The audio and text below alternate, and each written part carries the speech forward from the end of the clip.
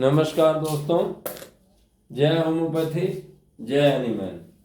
अब जिस दवा पर चर्चा करने के लिए जुटे हैं वो है सल्फर।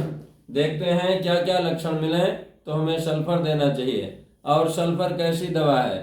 होम्योपैथी में सल्फर को किंग ऑफ सोरा का नाम दिया गया है, अर्थात ग्रेट पॉलीक्रेस्ट रेमेडी है। बहुत महत्वपूर्ण और सर्वाधिक उपयोग होने वाली दवा है।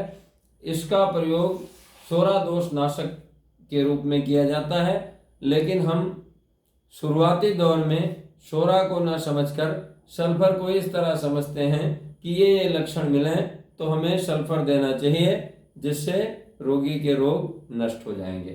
तो क्या लक्षण मिले? पहला लक्षण है हॉट, सल्फर का रोगी गर्मी से परेशान होता है।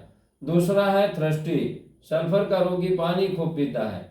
तीसरा है लेफ्ट साइडेड, उसकी कंप्लेन लेफ्ट साइडेड होती है, बाएं साइड। चौथा है स्वीट एंड स्पाइसी डिजायर, उसको क्या होता है, मीठा और मसालेदार चीज खाने में सबसे ज्यादा पसंद होता है, इसलिए मीठा पसंद मिले तो भी सल्फर देना है, और अगर मसालेदार चीज पसंद आए स्पाइसी तो भी सल्फर देना है। इस तरह स्किन में क्या लक्षण है? चर्म रोग में सल्फर का क्या उपयोग है? जब बर्निंग मिले, जलन मिले, इचिंग मिले, खुजली मिले, पेनफुल मिले, पेनफुल का मतलब दर्द हो, और ब्लड कंजेशन माने कहीं भी खून इकट्ठा हो जाए, उससे भी कोई रोग हो चमड़े में, ड्राई स्किन, सूखा चमड़ा हो, और डर्टी गंदी स्किन हो, तब भी हम उपयोग करेंगे सल्फर का। इस तरह इन लक्षणों के रहते हुए हमें सल्फर का उपयोग करना चाहिए। कैसे देना चाहिए? रोगी हॉट हो, थ्रस्टी हो, लेफ्ट साइडेड हो, बाएं तरफ रोग हो, स्वीट और स्पाइसी डिजायर हो, और स्किन का रोग हो। स्किन में क्या कंप्लेन आए, बर्निंग हो, इचिंग हो, तो हमें सल्फर देना चाहिए और रोगी को लाभ मिलेगा। इसके अलावा selected remedy fails, repeat complaints.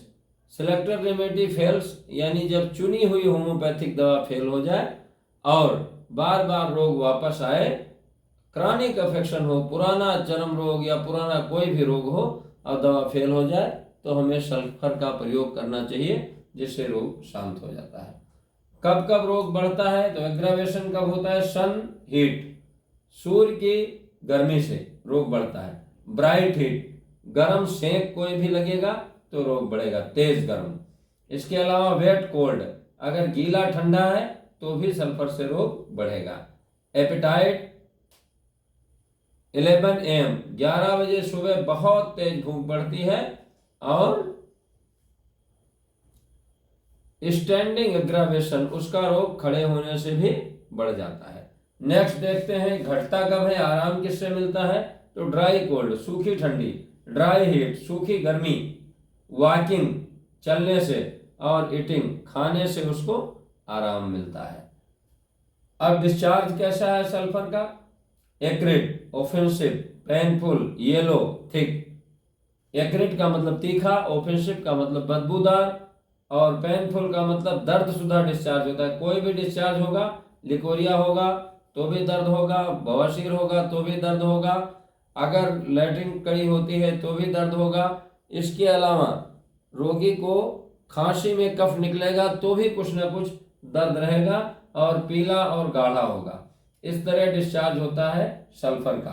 अगर ऐसा डिस्चार्ज मिले, हमें ये नहीं देखना इस तरह डिस्चार्ज सल्फर का होता है, बल्कि ये देखना है कि yellow, thick, painful, offensive, acrid, इस तरह के डिस्चार्ज मिले तो हमें सल्फर सोचना चाहिए।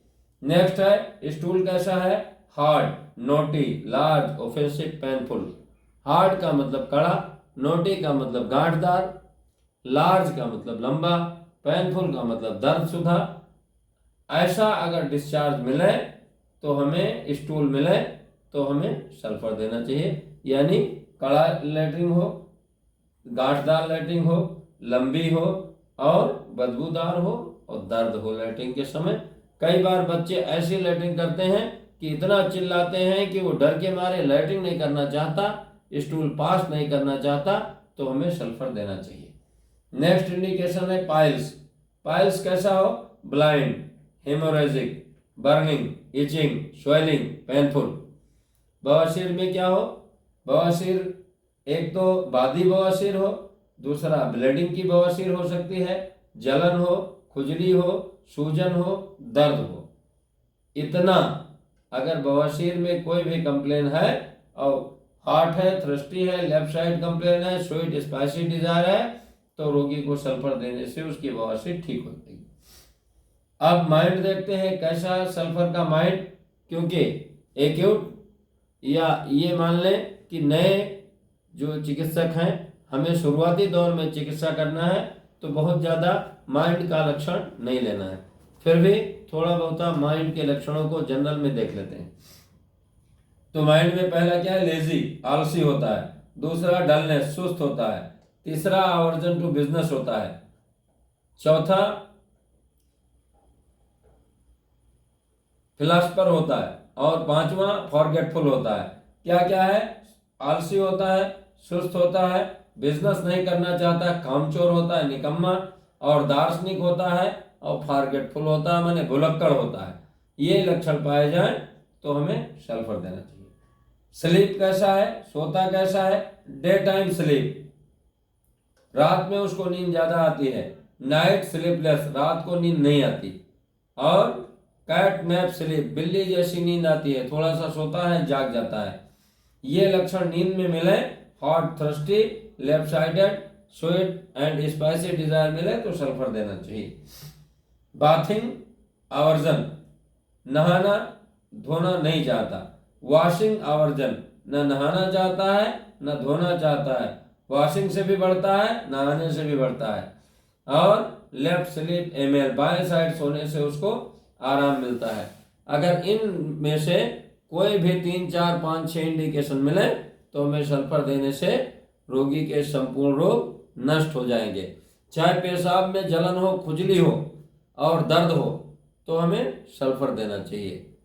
चाहे बवासीर में दर्द हो, खुजली हो, जलन हो तो हमें सल्फर देना चाहिए। लेकिन शर्त है कि रोगी हॉट हो, थ्रस्टी हो, लेफ्ट साइडेड हो, स्वीट डिजायर हो या स्पाइसी डिजायर हो और सन हीट से रोग बढ़ता हो। ऐसे 4, 5, 6 लक्षण मिल जाने पर हमें सल्फर का प्रयोग करना चाहिए।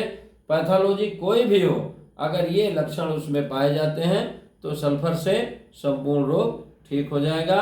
जय होम्योपैथी, जय हनीमैन।